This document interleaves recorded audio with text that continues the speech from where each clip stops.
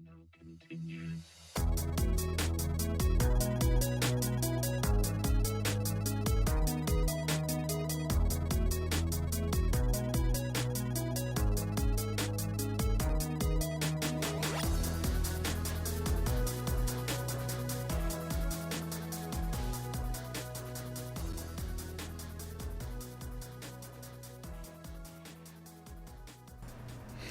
All right, welcome everybody to the NoContinues Year in Review 2014, and we'll also be talking about some stuff that's going on in 2015.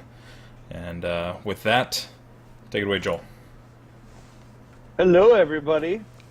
Hi, Joel. Looking good, all of you. Your pretty faces. It's good to see your faces. It has been a little bit. It has been too long. I'm glad we're starting 2015 off right. Being reunited. Aww. Aww. So, welcome to the NoContinues Year in Review podcast. My name is Joel. My name is Janio. My name is Janessa. And, of course, you know Blaine. We all know Blaine. Hi, everybody. I said podcast, but it's more like a V-cast or... Live cast? VOD. Vodcast? VOD. I don't know. Vidcast. So what the hell have you guys been up to? I feel like it's been at least 4 months since we've all convened. Yeah, I guess in that 4 months, we'll keep it simple. It's really just been Destiny and Pokemon all day long. I started a Pokemon Never Use League, which it'll be up on the site, all the details and everything. That's been a lot of fun, training really shitty Pokemon. And hitting the Destiny pipe pretty hard. I hit 28 last night. Got my first exotic. Actually. Whoa. Yeah. Kudos. They're called Don't Touch Me gauntlets. Don't touch me. Is that an ode to Brack? What's that? You know, Brack from Space Ghost. He had that song, Don't Touch Me. Oh, yeah. Don't touch me! Oh, my God. I miss Space Ghost. I need to watch Space that was Ghost. a fantastic show. Well, how about you, Janessa? What have you been up to? I was talking about this briefly before the podcast, but I recently got into Thief on the PS4, which came out quite a while ago, but I recently just got back into it. And it's a little bit of a disappointment. I love the espionage games and crazy about them, but Thief isn't doing it for me, so I'm playing Dishonored again to play, because I needed to play a good espionage game, and Dishonored did it right. But like Janio, I'm not so much Destiny anymore. I kind of Destinied myself out, and lots of Dishonored and Pokemon, raising Pokemon that I also don't like, but I'm not nearly as good as training them as Janio. Yeah. How about you, Joel? Stepchildren. Stepchildren. Oh yeah. So we're trying to do. You'll never be as good enough. Well, yeah, it's training Pokemon that you've never trained before, right? And there's a reason why I haven't trained them before, because they're terrible. Yeah. So you guys are basically doing a Pokemon League with shitty Pokemon? Yeah. There's a Smogon, like, NU tiered Pokemon list for competitive play, and on that list is, like, Luvdisc and Slurpuff, and just these awful, like, abominations of Pokemon that look like ice cream cones, like Vanillux. Okay. And, Abomination? What's that? It sounded like you said Obama Nation. Obama. Abomination. Abomination. Abomination. Obama. Not like the Kanye lyric. But no, so I thought it'd be fun to train a Rapidash, because, like, why is Rapidash on that thing? That thing sucks. I do not like my Rapidash at all, and it makes me really sad. Oh man, you would piss off the Pokemon fan club president if you heard that. Yeah, he's not. He's lacking. I'm doing my best, but my Bouffalont, the like off looks, or like no one ever looks at Bouffalont because he's that giant buffalo with the fro. It's such a stupid Pokemon. He's a monster. He's a monster. It's great. He just like afro smashes things. Oh my god. Oh man, I'm training That's what I've been doing. I'm training this Pokemon. I forget the name to it, but it looks. If my anxiety could look like something, it would look like this Pokemon. And what's it called? Do you remember? That would be a Whismur. It's got like these bunny ears. Oh, It that has a thing. face, yeah, kind of like Beaker from the Muppets, where it's just in this constant state of paranoia. It's fantastic. It sucks. Don't get me wrong. I can't kill anything, but it's pretty great. It's funny to laugh at. Brilliant. Joel, what have you been doing? Oh man, if I could keep track of everything, I'd make this quick. But I actually have been juggling broken games, which we'll talk about a little bit more later on in the show. I feel like for the last 2 months I've started a game or attempted to start a game, and it, for one reason or another, hasn't gone my way. So I took a little gaming vacation, did a bit of reading. More recently have restarted Dragon Age Inquisition a little bit and love it, absolutely love it. Again, we'll get into that a little bit more, but I think I've mostly stayed away from video games as a direct result of anger over the last few months.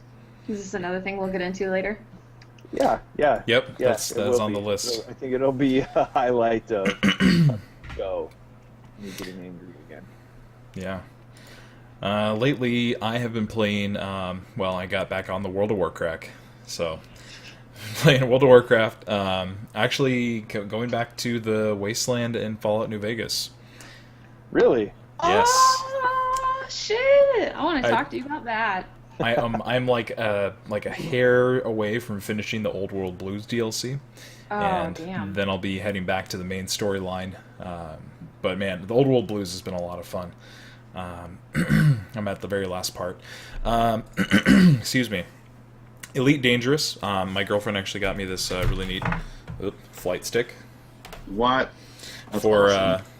for my computer. It was on my Christmas wish list, and of course I had to buy a space game to go with that. And Elite Dangerous, boom, flying through space, shooting shit. It's a lot of fun. And then Shovel Knight and Crypt of the Necrodancer for a couple of really fun indie games. Oh god, Crypt of the Necrodancer, fantastic. So good. And of So course I've been good. playing Dragon Age as well. What class are you playing? Rogue. Rogue? Really enjoying my Which Rogue. race? Just human. Essentially, continuance of my. What am I trying to say? A continuance of Dragon my Age previous Dragon Age games. Yeah. I actually got challenged by my wife to play an elf mage because she always makes Oh. fun of us. I've never played a mage class ever in any game, mind you, but she was like, elf mage. I was like, shut up. And she's like, I dare you to play elf mage. I was like, okay. So I played elf mage for 30 hours before my save file got corrupted, which we'll talk about later. But then I picked it back up. I'm a Dalish rogue because I played a Dalish warrior in Dragon Age Origins. I felt like, much like yourself, kind of picking up where I left off. Yeah. Was probably the way to go, at least for this. I still kind of miss Mahanan, my elf mage. Yeah, for me, I picked up where Dragon Age 2 left off. My Hawk was a human rogue, and so I went with Inquisition, human rogue. But I find myself switching to Solus, the elf mage, because that dude's baller. And he's Pretty rad. play. Yeah. You're making me sad talking about elf mages. Let's move on. So let's start what we're here for, to look back at 2014. And the first thing on the docket is console sales were way higher than expected. And this was supposed to be a year where it was the beginning of the end for us controller grippers, where consoles are supposed to die out. But nope, PS4 and Xbox One are selling gangbusters. For the PlayStation 4, most specifically, it is going nuts. 13.5 million units sold as of September. Whoa, raise your hand if you bought a PS4 this year. Raise your hand if you were given a PS4 this year by your Someone awesome bought it for you in-laws. then. Hey, Raise your hand if you got a free Xbox One from work. shut Oh, up, Blaine. fuck you. That's amazing. Yeah, so everybody has a console. Like everyone got one. Yeah. And the PlayStation number is significant again because it's sold, and that's not counting any of Christmas. Xbox One actually during the Christmas season outsold the PlayStation for unit to unit. And the only number I could find on that was they shipped 10 million as far as October 31st went, Right. which is still significant. Like, shipped isn't as cool of a number as sold, but knowing how it did, like it being outselling the PlayStation 4 eventually. That price drop had everything to do with it, man. Price You drop's dropped. huge. I went into Costco the other day, and they're still selling them for $3.29. Holy That- crap. Bundle. I mean, yeah, price drop, but that's Microsoft has definitely taken a hit with that price drop at the risk of selling more. So I hope it comes out good in the end for them. It's definitely a desperation tactic. I mean, I say that kind of jokingly. You know, Microsoft is not desperate for money, in any way, shape, or form. But you know, I would say, in order to keep the Xbox One's life expectancy as long as they had initially anticipated, that was a good shot in the arm. You know, $50 price drop, and then, you know, unless you're Costco, $70 price drop, and bundled with 2 games, one of which was broken. Broken. But we'll get into that later. I think it's, you know, I mean, when you look at the 360 and the PS3, those took a long time for them to see any kind of profit from as well, which this might kind of be expected from consoles. I mean, you can't have a Wii every time you release a new system. That was making profit right out of the gate. Yeah. So if it takes, you know, a little bit longer to start seeing a profit, it's probably worth the wager to make that price drop, you know. Yeah, and to make it so early on in this, like, quote-unquote console war, like, they're right back in the game. And it Totally. just, so who knows, by the end of this, if it continues, Xbox One could outsell a PS4. May have been it sounds like it could be a very smart move for them. So It was a very drastic, but an incredibly smart move. So yeah, we'll see what happens. On the other hand, the Wii U has shipped 7.29 million units as of September 31st. So not nearly as much. It's been out, it was out like a year beforehand. Not that great. But that all said, I think that the Wii U is a nice complement to Xbox and PlayStation owners. Like, if they have one, I'd imagine with Smash out now, with Captain Toad, with Zelda coming out later. Zelda coming out, Star Fox is coming out, Mario Kart 8 is amazing. And Mario Kart, yeah, definitely. I feel really good about the Wii U and its longevity, I guess. It's nothing but good things. Pause for a moment. Talk about how I got my ass handed to me by a 5-year-old the other day in Smash. This just came to me as in a moment of shame, because every time somebody mentions Smash Brothers, you know, your first instinct is like, oh my god, the game is so good. But mine has been taken over by this forever memory about the time that my little Mac got just wrecked by Bowser. A 5-year-old Bowser? Went over to my buddy's place day after Christmas. He's like, oh yeah, you know, got my kids Disney Infinity 2.0 and a bunch of superheroes, and I was super stoked on that, and they were showing me how it works. He's like, and I got Smash Brothers, you want to play? And I was like, oh, yeah. I wasn't going to hold up. You know, teach this kid what's what. Didn't happen, did it? Didn't happen. I got the first kill, and then it was just like... He wanted to make you feel safe before he ripped your heart out. He got it. He was like, oh, that's nice. And, you know, afterwards, he kind of he shook my hand like a gentleman. He's like, that was a good game. Do you want to go again? And I was like, no. Shut up. So Not invited to my birthday. the 5-year-old had better sportsmanship than you did. Oh! Basically. I'm not ashamed. Oh man, I that's left pretty the good. room. I put the controller down, like go into the room. It's like, your kid's an asshole. You know what I will say, going back to the topic at hand, the console sales. You know, the price drops and everything, like, that's kind of expected for holiday season, right? But Yeah. they're going to make all that money back on digital content. All of it, by far, because the Xbox Live Arcade has a shit ton of amazing games on it that are just, people are gonna every single one of those Xboxes came with a little bit of Xbox Live, but people are buying the gold. people are going to be buying games on it, especially with the digital content availability of games now too. I mean, it's just they're going to make it all back, which is great. And I'm glad to see consoles being a big deal. You know, it's kind of funny to hear from you guys, my fellow gamers who are not PC Master Race, that everybody said that the consoles were going to be dying this year, because everybody says the same thing about PC every year, and it's really funny to see that role reversal, if you will. I will challenge you there. They've been saying consoles were going to die for the last 3 generations, though, too. Yeah. So it's like, it's almost like since the Atari, like back when video games died, you know, or like, video games are dead, we're not going to do this. Nintendo's idiots for trying to start something new. Right. There's, you know, every time something new comes out, people are going to say it's going to die. I guess part of what I'm trying to say is, as a PC gamer, I never heard even a whispering of that fact. Like, it always seemed like, from the outside, as a PC gamer, that consoles were doing pretty good, and like everybody was really stoked on them. Yeah, I don't think anybody's crying death anymore on either side. It's almost like each has found their niche, and we're just gonna kind of let it go until, you know, the next generation, at least for the next 5 years, we can. Yeah, just wait. Next holiday season, there'll be something else new, and everybody's going to be like, oh, it's shit. And is Oculus Rift the death of consoles as we know it? You heard it here first. You know what? I watched Batman Forever yesterday, and oh, no. It made me think about the Oculus Rift. I'm so sorry for you.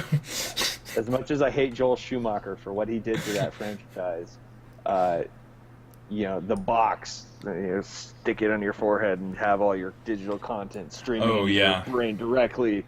Really, I was like, oh, wow. Could the box be the death of consoles? Is the Oculus Rift the second coming of Jesus? And moving on from there. Yep. I'll just stop. Yep, let's drop that. Anyway. And move on. Next topic. Batman Forever sucks. Next topic. If this year could have had a theme, it would have been the year of the reissue. So many games this year were, for example, Tomb Raider in HD. Games that were released last year, re-released this year for the Xbox One and PS4. How did everyone feel about this, seeing so many reissues? Did you fall prey? Did you roll your eyes and think, oh no, not again? What do we think? Initially, I was excited that, like, hey, the people who just bought PS4s can now play The Last of Us, because they didn't get to owning an Xbox 360 beforehand. But then they kept coming out, and then they kept rolling everything out to the point where, like, we're not getting any new games. We're getting the reissues, and it was just kind of a bummer. I felt like we were deprived, like, a banner year for the first full year of a new generation. We got a bunch of rehash, and that was a bummer. I wish I would have seen a bunch of brand new games. I feel like there was a pretty significant cash grab by the publishers as a result of that. It was like, shit, all of these games we've been planning for the last however many years are taking a lot longer than we'd anticipated. So you know what? Let's just polish up Sleeping Dogs and do a definitive edition that nobody's going to buy for $60. Like, come the fuck on already. You know, I will tell you, I bought the Halo Master Chief Collection just so I didn't have to swap ports every time I wanted to play Halo on my Xbox One. Had everything right there. It was cool to see a layer of polish on Halo 2, even though I really don't care about that game so much as its multiplayer levels. But yeah, no, I'm with you. It was like, okay, well, yeah, I could see The Last of Us. You know, it's pretty recent. It would be nice to see it get that next gen shine. But Metro, yeah, Sleeping Dogs, Tomb Raider, the list goes on. Tomb Raider. I could care less, and you know, the fact that they're still sitting stacked 10 deep on the shelf of every major retailer kind of says something too. I did some research on just how many sales, just how much in sales these remasters are doing, and most of them are, you know, they're, as you would expect, not very good. Tomb Raider remastered on the PS4 only sold 0.76 million copies, And then you look at Grand Theft Auto 5, which, to be fair, did have some additions to it, like the first person, and also it's crazy beautiful. That sold a pretty impressive 4.15 million copies on the PS4. Whoa, just on the PS4. Just on the PS4. The original release amount, only for the PS4, mind you, and this was before, these dates are before Christmas, so it's probably even much higher, is 19.13 million copies originally. So again, I mean, it's not even really half, but it's still way more copies than any other remastered unit that I've seen so far. Maybe that's not right, but that's still a pretty good amount. That's incredible. Over 4 million copies before Christmas on one console. That's a pretty substantial win. I was one of those people that I bought GTA 5 twice, and you know, most of it was because of the first person and all the things they added. Also, that game is fantastic. But that was the only remastered I bought. It was GTA 5. Did Janio or Blaine, did either of you guys buy any remasters? I don't think I bought any remasters per se.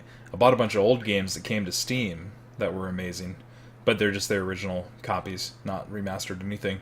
You know, like Tomb Raider I don't really care about, and Grand Theft Auto I don't really care about either. Like, I just never really got into those games. So for me, I mean, I saw all of them coming out. Like, I pay very close attention to everything that's coming out, and it all looks pretty sweet, and I'm glad that the people that really enjoyed it get a re-release, and you know, the studios getting more money off of the whole hard work and money that they already put into it. That's pretty legit. I can get behind that. I agree. So do you guys think this is a trend that fans want to see continue, or is it time to curb this enthusiasm and start putting out new content? I'm for curbing it. You know, they're already beginning to announce more.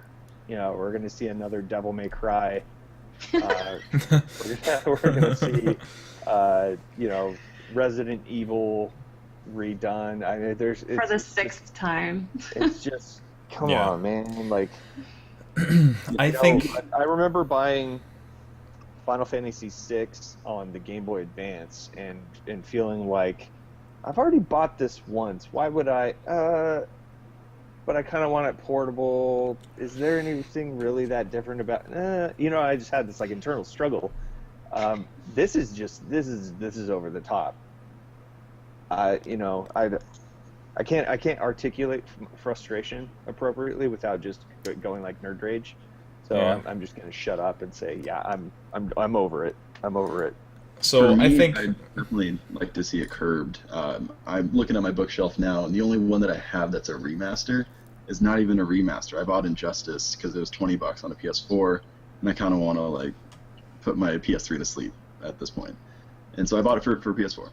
But no, I didn't buy a single remaster. All the games that got remastered that were notable, Tomb Raider, DMC next year, Last of Us, I played all of these. Metro I even played, and that was a fantastic game. Sleeping Dogs is fantastic.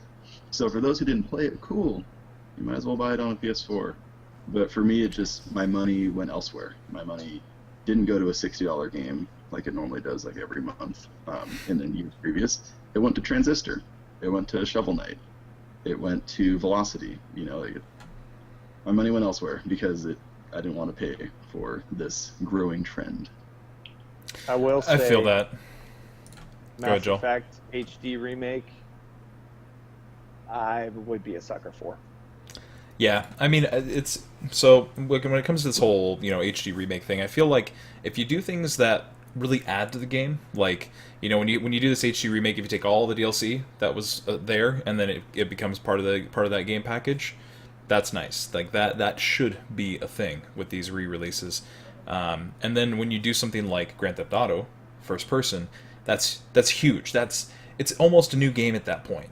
And Yeah, totally. that's really cool. I would love to see more of that kind of stuff. You know, another Resident Evil. Don't care. I'd rather not see it. It's just another money grab for you know, Resident Evil fans that ultimately. I mean, I know people out there that are really excited about that kind of stuff, but it seems like a colossal waste of money. And you know, like Janio said, a lot of my money these days is going into indie games. It's like 2014 was like just a massive year for indie games, and that's where most of my money's going. And I want to see instead of the industry focusing on all these AAA titles that are re-releases and shit like that, more focus on indie games, because there's some amazing talent out there that is finally getting a voice. But that's a whole nother topic. For any of you who have gone to PAX in the last few years, you try to visit the indie booths, and it is packed all 4 days. Everyone wants to get in on that indie game action, with good reason. There's so many good games out there. Do you feel like we can coin the term Lucasing when it comes to making a remake? I don't know if it's Lucas's fault per se, but you certainly could. He started it. He's not working on Star Wars anymore. Han shot first. All right. Anyway. So Joel, you're This is your soapbox, buddy. We're talking about some broken-ass games.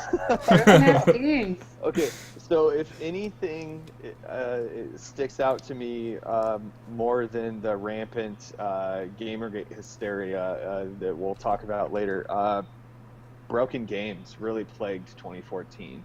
And I would almost say that if we were going to coin a term for 2014 over the year of the reissue, it would be the year that I stopped pre-ordering shit.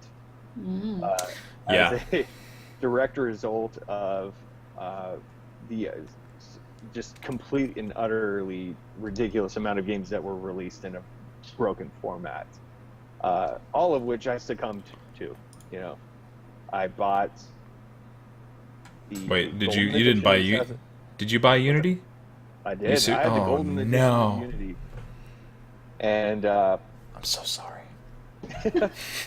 I didn't have a bad experience with it for the first hour. And then it got bad. And then it got really bad. It was like, okay, I'm inducted into the Order of the Assassins, but everything around me is floating and there's no background. What's going on? Is the Animus broken? This is probably just the Animus. No, the level's broken. Everything's blue and the characters in front of me are floating. Okay, so I'm in a video game. All right, so you get out of that. It's okay. It happens. No big deal. Now I'm trying to scale a building and I fall through an awning, but I don't fall through it. I fall halfway through it and I start, I get caught and the animation's trying to kick me out of the awning, but it can't.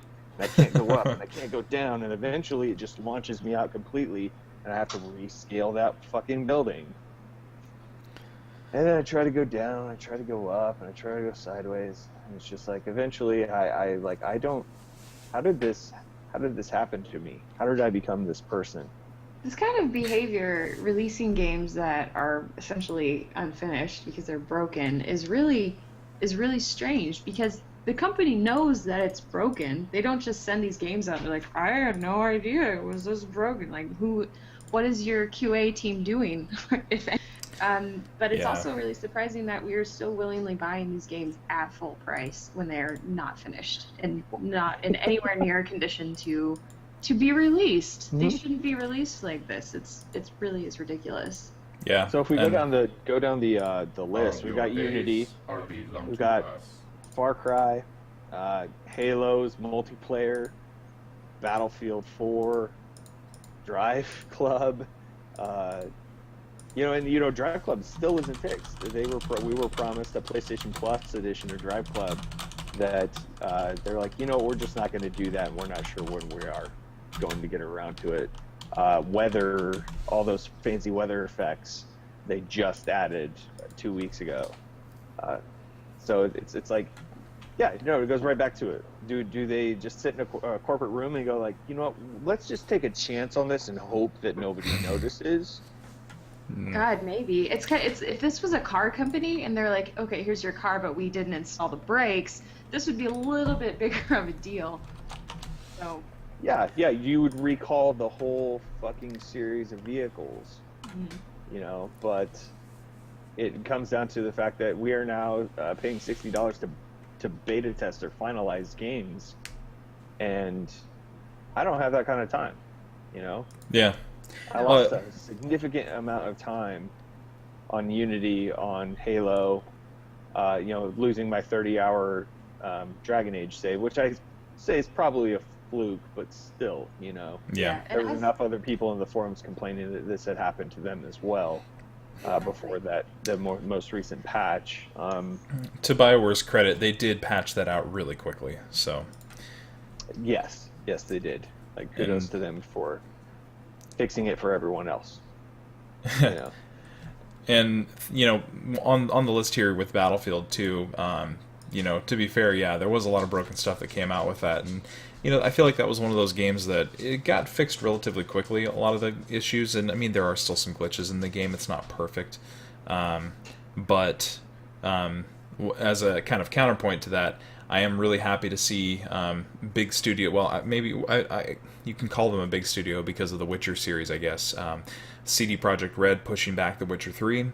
I am so glad that big games and big titles like this, some people are willing to just own up to it and say, hey, look, we're not ready, so we're going to push it back.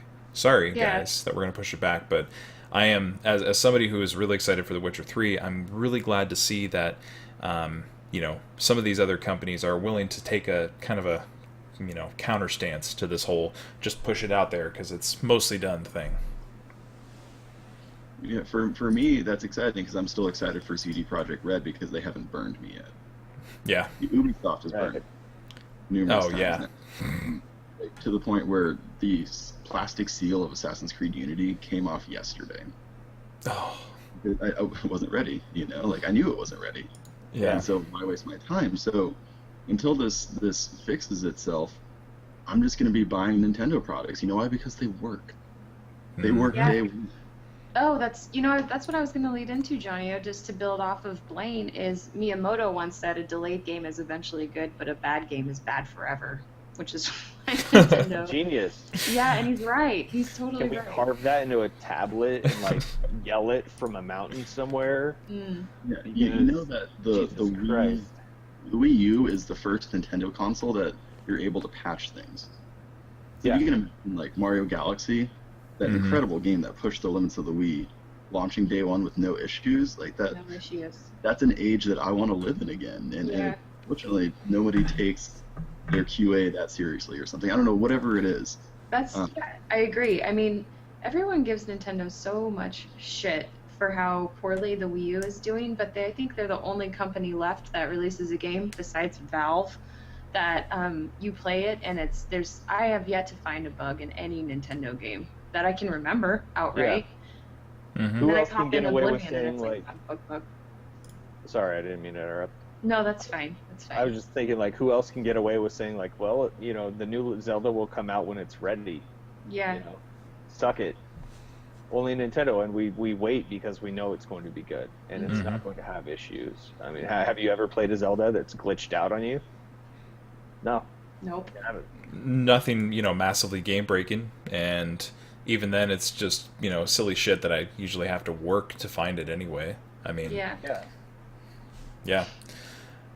Well, hopefully these companies will pull their heads out with the whole QA thing and continue to get better at it. But I have to commend Ubisoft for coming out and being we're really sorry. That sucks. It feels shitty. We spent 4 years on this game with 10 different studios, and somehow we couldn't get it right. We don't know what happened. Fair enough. Those of us who bought the Gold Edition or the Ultimate Edition, we're credited with a free game of our choice, of which Far Cry was the only one worth anything, unless you wanted Just Dance 5. You didn't get that one? No, I had to wait for Supini versus Olsen. Oh shit! It's going down, Supini. But I got a copy of Far Cry 4 to tide me over until Unity was fixed. But you also feel like the magic of that release. It's almost like, waiting for that album from your favorite artist to finally come out, to have the CD skip on you. Yeah. It sours it, and no amount of free games is going to rectify that initial bad taste in your mouth. But yeah, I mean, Ubisoft was like, credit them give them a little bit of credit for trying to make good on it at least. Yeah. I mean, Ubisoft was like the apology company of the last like 2 years, basically. Like, come on, Ubisoft. Like, how have we not learned our lesson yet? You're So supposed to be a you big not only deal. can't animate boobs on an Assassin's Creed character, you can't put out a game that's got a penis in it that works right. Yeah. Anyway. Thanks, Ubisoft. Yeah, and the And with that, and with that, I had something, and I fucking lost it like an idiot. Oh yeah, that's what it was. We've been talking a lot about these console games that had bad launches. Two of them that were big this year on PC. Hearthstone, totally botched launch. Right. And the expansion for Hearthstone, Goblins versus Gnomes, also completely botched. I believe pretty much everybody that I know who was trying to like log in and buy cards of the new packs and whatnot took them multiple hours and sometimes multiple days to even be able to log in and purchase cards so that they could play with the new expansion ones. Most notably, Total Biscuit, big Hearthstone guy and big PC guy, of course. I think it took him 2 days total to be able to buy all the packs that he was trying to buy and construct a deck and play. How do you not? How Blizzard? Why? And then of course Warlords of Draenor, the new expansion for World of Warcraft, also botched launch. I think my longest queue time was 8 hours, 9 hours to try to log into my main server on my character. So Lord. yeah, I would before, like, I would wake up and then like right before I left work, I would start the queue, and then I'd go to work, and by the time I came home, it would either be almost ready to log in, or I would check like midday, like remoting into my computer from my phone. I'd like remote in and see, okay, it's still got 3 hours left. But yeah, it's. I mean, I just don't understand how it could be that botched, and it's an online services thing with massive popularity of the games. But I hope they figure it out for 2014 or 2015 rather, for new stuff. Now, correct me if I'm wrong. Didn't Diablo 3 Reaper of Souls have some issues when it first launched as well? The original Diablo 3 was atrocious. Reaper of Souls, I don't think had a whole lot of problems aside from the day one. I think there was some pretty rough login issues. Like you couldn't actually. Yeah. It was actually. I mean that's not really Diablo servers. It's Blizzard authentication server issue with that one, which is also kind of totally tied into the Hearthstone and World of Warcraft thing. Was also Blizzard authentication servers, because they all use the Battle.net service to do that. So it was a little bit of column A, a little bit of column B on that one, but that only lasted for like 1 or 2 days. World of Warcraft lasted over a week. I think Hearthstone lasted 3 or 4 days. So definitely into the realm of unacceptability. Think about back in the day, you buy a Nintendo cartridge, you pop it in, you press power, and go. You didn't right. have to worry about any of that. It's always online DRM shit, man. It's fucking up everything. But anyway, in other gaming news, a couple of big things. A lot of big things happened, at least in the PC gaming world. There's quite a bit of this stuff. Facebook acquires Oculus Rift. A bit of a weird move. I mean, you don't really think Facebook, virtual reality. How can these? I don't know.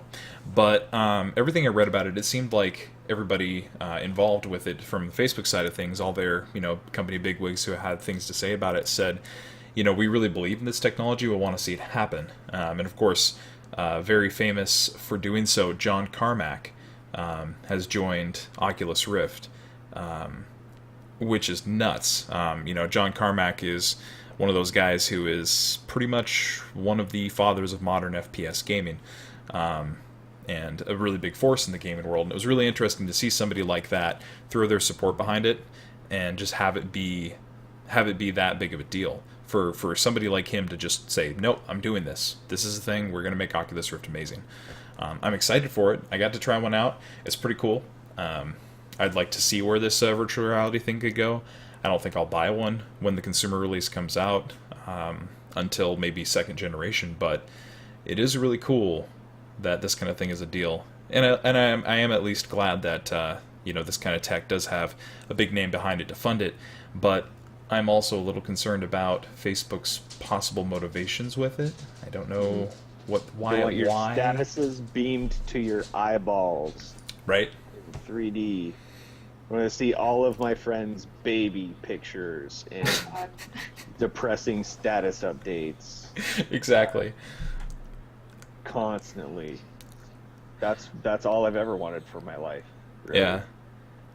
And I mean, you know, on the game side of things, like, it's going to be really neat. Like, being able to play, like, Star Citizen with an Oculus Rift would just probably blow my fucking mind, right? You know, Elite Dangerous, like, any space flying game with it would just be, like, amazing. But, yeah, who knows what, you know, Facebook's real motivation is, aside from believing in it and wanting it to be a thing, I guess. You hope that that's their We'll true see. motivation. Right? Just like it's altruistic in nature. But what Johnny and Janessa, what did you guys think when you heard that Oculus Rift had been purchased by Facebook? Also thought it was kind of a weird purchase as far as Zuckerberg owning what's we're going to talk about later being one of my most anticipated things for 2015. Like, I played an Oculus, and it blew my mind. It was like playing Mario 64 for the first time and seeing video games in 3D. When I was a kid, it was that same feeling. It was incredible, and so I couldn't be more excited for it. But Facebook makes me weary, so I don't know if I have an exact feeling on it, aside from being suspicious, being worried, I guess. Cautiously optimistic. Yes, that's what I'm going for. Janessa? Pretty much exactly what you said, Janio. The first time I played an Oculus, it was amazing and mind-blowing, and playing Mario 64 for the first time is actually exactly how I felt too. But I was also a little curious as to why Facebook would even bother with such a thing. Hopefully, like Blaine said, because I think it's a really great invention, and they want to make sure it becomes a reality successfully, and hopefully not because they would beam statuses to my eyes, because that is the next to last thing that I want, over than, like becoming a Borg or something. Janessa just played Blue Blue Blue on her Oculus Rift. 15 likes, beamed directly to your eyes. Yeah. That's a whole lot of nope. Yeah, it's a whole sack of nope.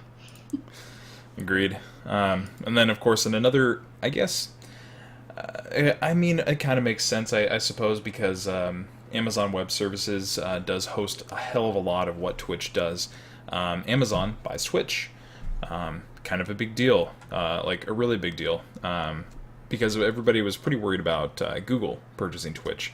One of the biggest things behind that, too, was from a broadcaster perspective. Myself, broadcaster, was really concerned about this, was the whole YouTube's very, very good about allowing rights holders to be able to issue content strikes and have channels taken down and things like that. They have a really very good system for that, and it can really screw people over sometimes. Most notably with like Nintendo going on a bit of a rampage with it, unfortunately, and a few other things.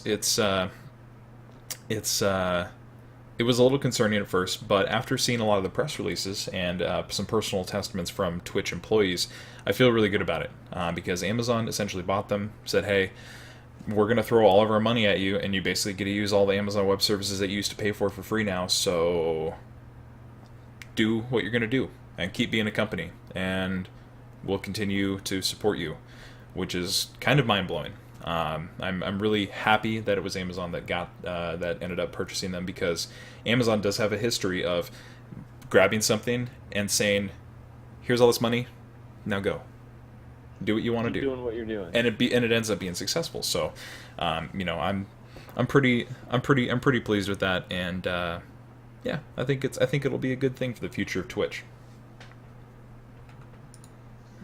I was definitely scared that Google would acquire it, and next thing we knew, you're 5 seconds into a Twitch stream on, Game X, and your feed gets shut down, or they pull the plug on your advertising revenue because so and so didn't like the fact that you're using the game, or there's a lot of shakeups. Like with Angry Joe went off on, what was it, like 28 different claims made against him earlier this year that significantly impacted his take home.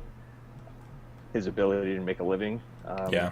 A direct result of stupid shit, including games he was actually given direct permission by publishers to do things on. So that made me really nervous. You know, it's not like I am somebody who's out there broadcasting regularly. It's pretty much only with you, Blaine. Yeah. And Yeah. It made me nervous for you more than anything in the event that Google took that over. I've never seen Google as this like overseeing evil figure that a lot of people try to make them out to be and so forth. You know, I do believe that their content rights management system is in the best interest of the artistic rights holders generally. But it made me nervous for Twitch and the future of Twitch because it is such a great thing, you know? Yeah. I was happy that Amazon did actually solidify that. Yeah, I think it's good. Well, I think we've all talked our faces off about that subject, and we're getting a little short on time. So, Janio, shutdowns. Yeah, let's do our own little like Oscar style in memoriam. This year We have music we can cue. No, I don't have anything queued up. Let's just go. I'm gonna get something on my phone. No, let's just go. Imagine us quietly listening to the theme of Eris dying in Final Fantasy VII while No. Oh God, my feels.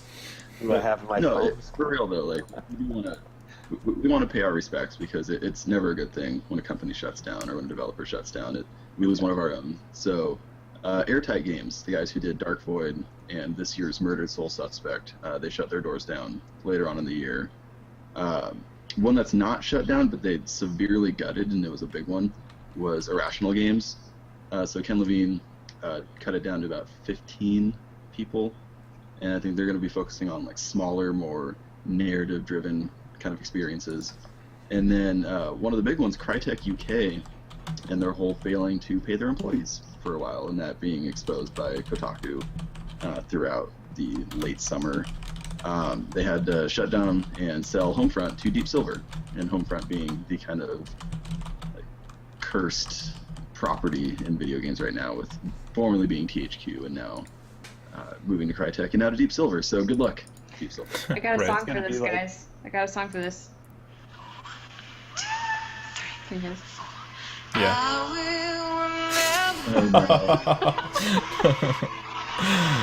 Oh, Wait, who is Salute the Fallen? Remember me. so sad. Well, Alright, that's done. I feel like puppies are dying somewhere. probably. And then one that was near and dear to my heart, one of the games that really got me into streaming, and the developers were amazing people. I met them at PAX 2013, played their game called Dawngate. EA, unfortunately, pulled funding for that while it was mid-beta this year.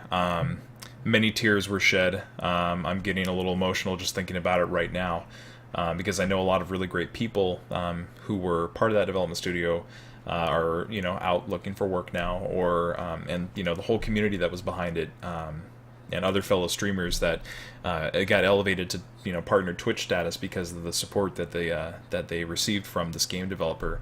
I remember going on Twitch the next day and seeing one of my best friends who streams on Twitch just bawling his eyes out that this game was shut down.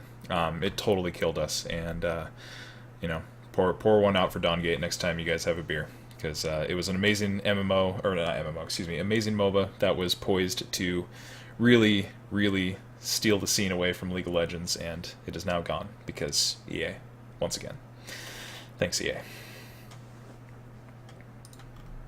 One of the major tarnishes on the gaming industry this year didn't really come from the publishers or developers, but actually came from us. Our gaming culture as a whole put a giant pox on how we're perceived, with the vast amount of harassment and hatred spewing from the Gamergate crisis, hashtag whole endeavor, really.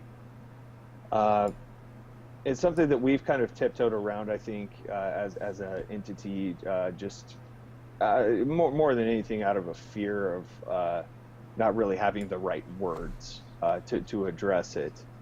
And I don't think that this is really the time or the place, honestly, to address our unique take on the whole situation. Honestly, more than anything, to say that we're extremely disappointed in the way that things went down this year, and very, very supportive of Anita Sarkeesian and Rihanna Wu and all of the people who suffered as a direct result of just terrible people doing stupid shit in the name of our culture. It was really tough to kind of sit back and grind my teeth and not lash out.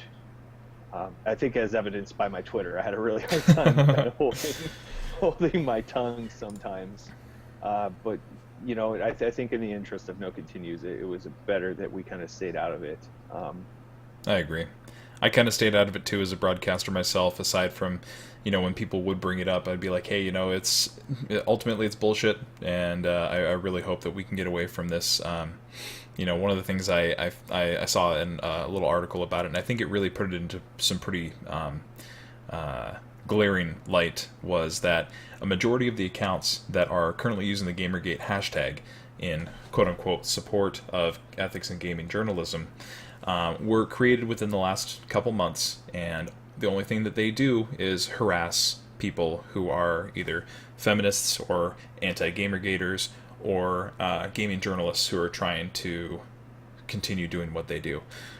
So I think it really puts it into perspective that this whole Gamergate thing is ultimately a lot of bullshit being perpetuated by people who are just full of hate, and it's really sad to see. And I hope that the gaming industry comes out better for it. But Janio, Janessa, anything to add?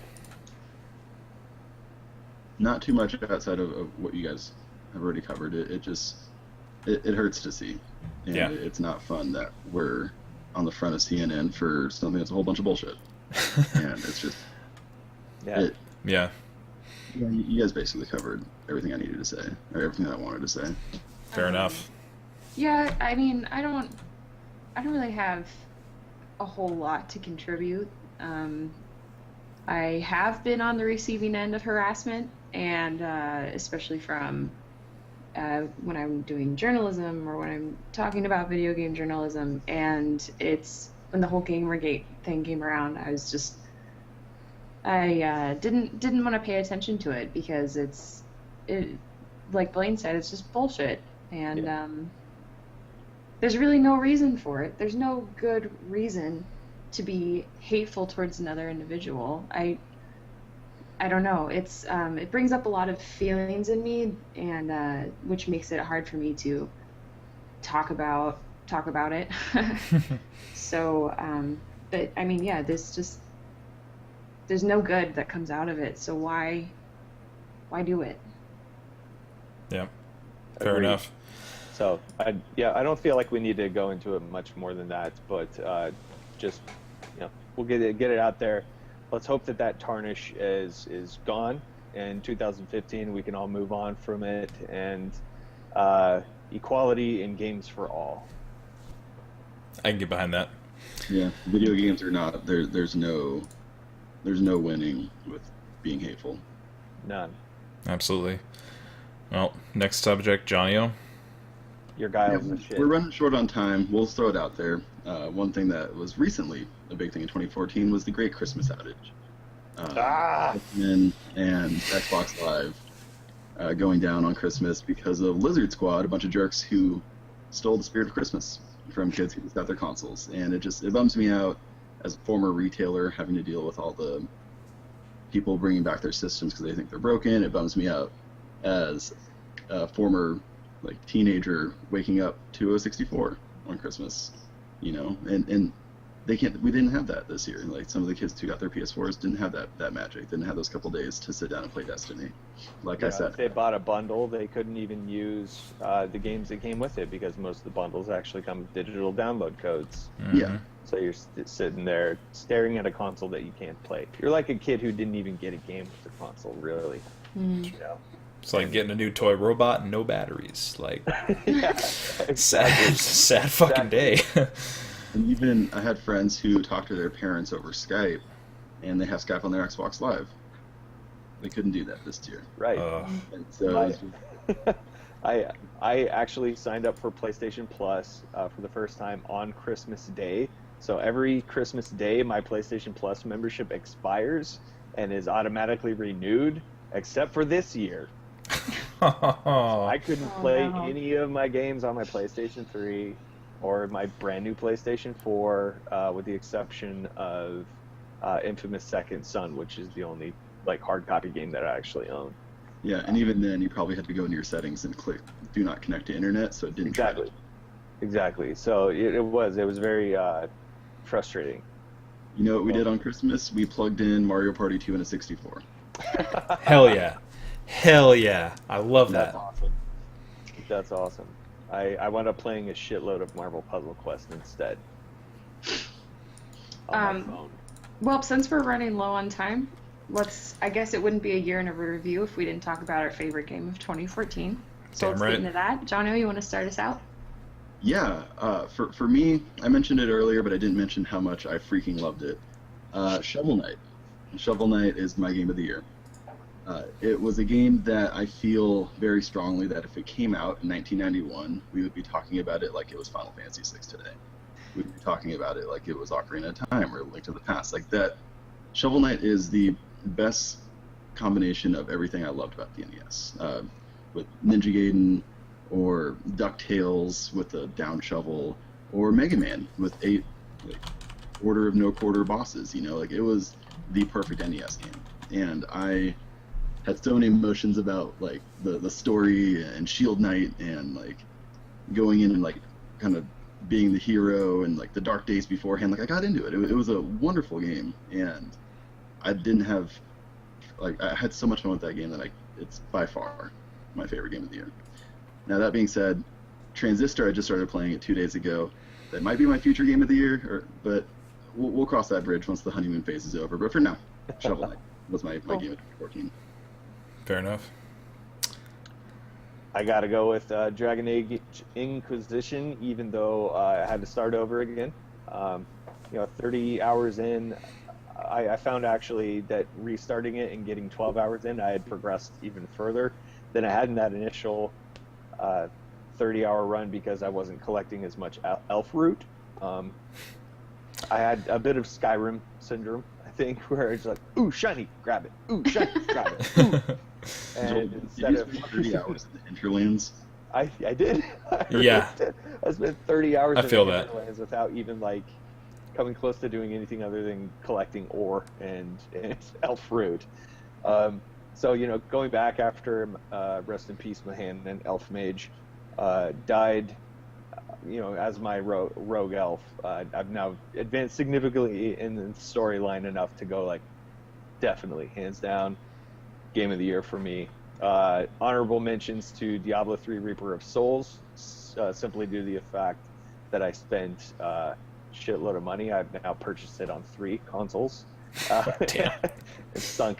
Yeah, I bought it on the Xbox One too. And then Marvel Puzzle Quest has taken a significant amount of my dollars, my single dollars, and every morning I wake up and play it, so I have to give it an honorable mention as well. Fair enough. Well, I guess that's me next. Easily my top of 2014.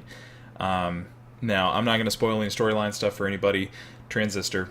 I cannot even think about this game or even listen to other people talk about this game without seriously, and you guys can probably see it, my eyes are already getting wet. Yeah, you cried the last time we talked about this. Yes, I did, and it's happening again. And I played it when it first came out, and I started playing it, and I was like, oh, this is really good. And I was like, you know what, I want to keep playing this game. And I beat it in like 3 days, and I straight up cried at the end of the game. I don't know if there's anybody in my Twitch chat who was there with me when I was streaming it, but seriously, tears streaming down my face, just basically bawling my eyes out.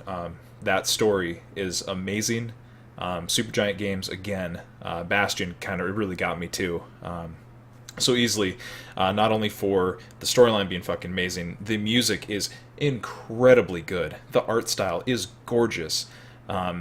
And just the emotional attachment that I felt, I still feel for that game, easily top 2014. Honorable feels. mentions, yes, all the feels. Honorable mentions to Dragon Age Inquisition. That one has taken up a lot of my time already, and I'm looking forward to going back. And then Crypt of the Necrodancer. Saw that one at PAX 2013 as a, hey, we're making this game, come check it out. And then it launched in 2014.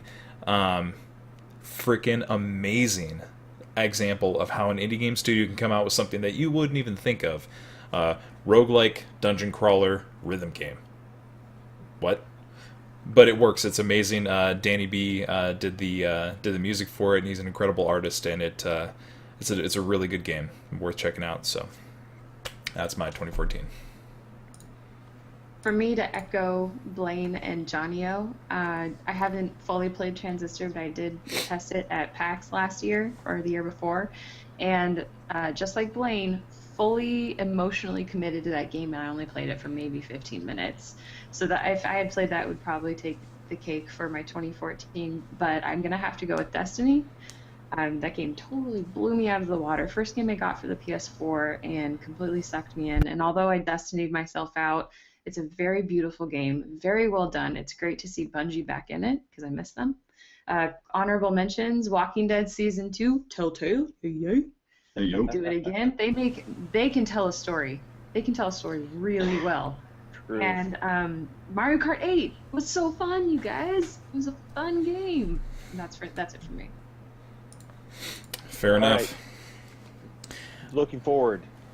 We are now in the beginning of 2015. A slew of games are going to be released in the next 12 months. Janio, 3 games off the top of your dome that you're looking forward to. Quick fire. I thought we were going to cover this, but I'll do it. Batman. Yeah. Batman's going to be incredible. Arkham Knight, I can't wait. Everybody's Gone to Rapture. Could not be more excited about this. Like, first-person adventure game where the rapture happens, like the biblical rapture or whatever apocalypse that you believe in. And so you're trying to figure out why, like, what's going on. It's beautiful too. PlayStation only. It's not going to come out this year, but No Man's Sky. We probably won't get that until 2018. No. That's too long. So it'll come out at the same time The Last Guardian does. Oh God! Oh, Don't say never? that. Don't say that. You'll That's curse not it. funny. That's You'll not curse it. You'll curse it. But no Man's Sky, more than anything else, I haven't been more excited about a game like at first sight. It was love, and I need that game in my life. Absolutely. To echo Janio on that, No Man's Sky. I've been completely enchanted by that game ever since the first snippet of a trailer came out for that game, and I've been following it very closely. God, I cannot wait to play that, and then once it comes out on PC, because they said, yeah, it's going to be PlayStation first, but then when it comes out on PC, flight stick. Yep. That's No what I Man's thought Sky. When you showed us that, I was like, dude, No Man's Sky with that thing would be amazing. Oh, it's going to be so good. It's going to be so good. And of course, we won't see it yet, but, because it's probably 2016, 2017 for Star Citizen, because it's a way bigger, different kind of game, but that one too. And then one that's coming out very soon, Evolve. Did any of you guys get to play the beta for this? I didn't. I got a beta key and I did not get to play it. Okay. I had no time. It's really fucking good. I am so stoked on this game. I cannot wait to show up. Like, it's coming out February. I cannot wait to wreck people as the monster again and get on with my girlfriend and my roommates as a 4-team and go hunt down some monsters. It was such an incredible feeling. It's so good. Like, it's so good. Check it out. Anyway. Remember those days when we would rush home every single day to play Left 4 Dead? Yeah. Yep. It's exact same feel. Same kind of feel, because it's player versus player, monsters versus hunters, except it's a 4v1, which is like the feeling of being that monster and being hunted it's like just your heart gets pounding, you start sweating, like it's just, it's crazy. It's so good. And then one that I'm really looking forward to because the multiplayer aspect, Gigantic, is it's kind of a hero shooter MOBA fusion kind of game, and I got to play it at PAX 2014 and really enjoyed it. The developers are amazing. I am going to PAX South, so I'm really excited to be able to play Gigantic there and see it again. But competitive 5v5 team-based kind of MOBA style game, kind of TF2 style game. it's going to be big in the multiplayer scene on PC, so very stoked for that. Yeah, Janessa and I ended up going to the gigantic party at PAX because Mega Ran was playing, but I didn't get a chance to play it. Oh, you went to the community party thing, so you missed myself and Ashley at their after party, but they had the booth set up in the PC room, which was where all the good stuff happened. But Joel, what are you looking forward to? 2 games, and only 2 games. Batman Arkham Knight and Rainbow Six Siege. Batman, I am the Bat. If only to just get the taste of Schumacher out of my mouth. Why you had to watch that, I don't know. So bad. That sounds awful. Joel watched Batman Forever, just for everybody who's watching this Batman now or Forever later. And Batman and Robin, because I'd never seen Batman and Robin.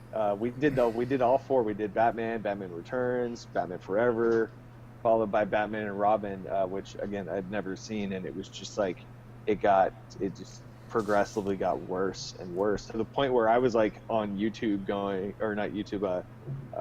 Google going like, why did Michael Keaton quit? Why did he quit? And I found out actually he was supposed to be in Batman Forever. They offered him $15 million, and he was like, that looks like it's going to be a piece of shit. I'm not doing that. Wow. In a Birdman interview that he did recently, he said that. He's like, they offered me $15 million, and I was like, no way, I'm not doing that. Anyway, I digress. So Batman Arkham Knight, huge fan of the Rocksteady series. Probably Batman Arkham City is in my top 3, hands down, of all time. Rainbow Six Siege, though, Janio and my friendship really came to fruition during the V4V clan nights back in 2006. And I'm definitely looking forward to Rainbow Six Siege. If only to make Eric Anonical, aka Bowser, do Operation Human Shield one more time. That's all I want. Yeah. Eric, Operation Human Shield! Okay, for my most anticipated, because we are over and I'm running out of time, Rise of the Tomb Raider, Dying Light, super scary, played it last PAX, made me pee my pants, and to echo everyone else, No Man's Sky, Excellent. 2015 in a nutshell. If anybody out there would like to chime in, let us know your most anticipated and most loved games. Most loved of 2014, most anticipated of 2015. Get at us at NoContinues Cast on Twitter. You can find me individually at Klondike Joel. Yep. I am at Darth the Janio. For everybody, for everybody who's watching the video now, you can actually see our Twitter at things in the subject right below the video. And NoContinues over here is what this is. I forgot to put the NoContinues Twitter on there. It's at NoContinues Cast. Correct. Now, be sure, on the lookout. Keep your eyes peeled. Monday, January 5th, we are launching a new website, NoContinuesMedia.com. We're super stoked. Got a lot of really great writers who are contributing to the site. You'll see a lot of more multimedia content from us in the coming weeks, months, days, years, forever, until you tell us to go away. And we will be, in fact, relaunching the podcast too. So thank you guys all for your support. If anybody who has been supporting us is watching, if not, if you're new to the whole thing, thank you for paying attention, or anything, just looking at us right now is kind of cool too. Yeah, Janessa, we love doing this stuff, and we can't wait to do more of it in 2015. Do a lot of it. Yeah. Blogs, writing, everything. You're gonna get sick of us, but in a good way. In a good way. All right, thanks everybody for watching. I'm gonna put it in a little outro mode now. All right, Happy New Year. Happy New Year, yeah, 2015. Woohoo. Yay. No continues.